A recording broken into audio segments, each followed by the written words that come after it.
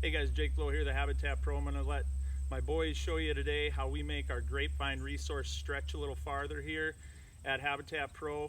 We don't have an endless supply of them like a lot of the southern Wisconsin guys do, so once we find them, we got to make sure we have the right kind, and we got to make sure we can make that resource go farther. And we found something here at Habitat Pro to do that just really is a big hit with our local herd. Hope you guys can use it too. Before we head into that, hit the subscribe button, guys. Get notifications for this kind of stuff. This is what we do here at Habitat Pro, little habitat tidbits, real stuff that you can use on your property.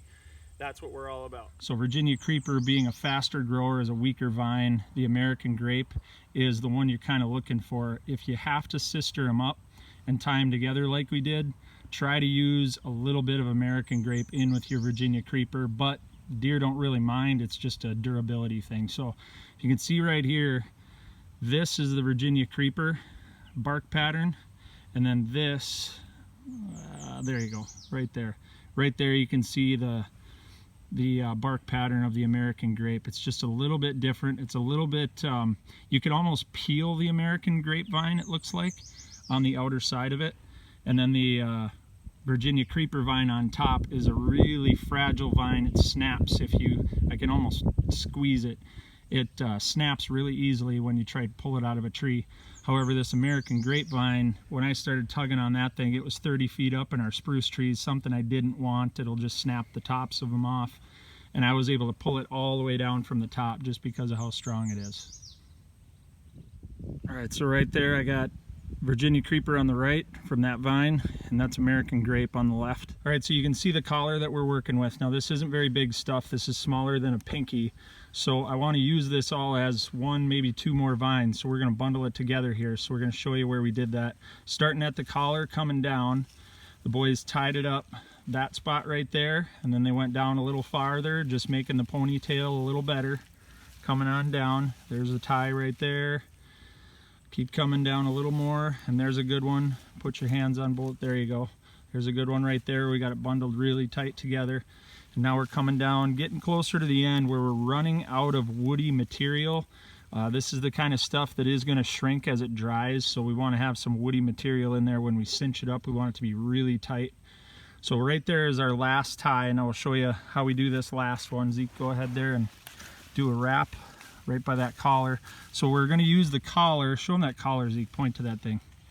So we're going to use that collar there as a stop for our tie so it doesn't slide off later on when bucks are working this thing. So we just gave it a nice tight wrap, and now we're going to give a couple knots just to finish that thing off. And I will show you a finished one of these that is probably the favorite licking branch on our little 40-acre parcel here. And what's weird about it is it's 50 yards from the house. Now what we'll do is right around Elijah's hand there where we have this, we're gonna cut this ponytail off, and that'll make sure that we don't have bucks getting antlers caught and things in the string. We'll give it a good 10 inches below the last tie. All right, so this is the future travel corridor coming up through the yard. Deer just hammering those shrubs I have planted all the way through there now, trying to get them off to that other swamp. Hey, subscribe to the channel for that future video. What I'm going to do here is when we get close to leaf drop, I'm going to take you back through that hinge cut area that we're pointing at down there. It's about 120 yards away, right next to the road, but it just turned into Magic Town when I took the chainsaw to it, and it wasn't that much cutting. But that'll be in a future video series, so subscribe for that one. So we're bringing deer up through here to connect the two swamps, right past the house.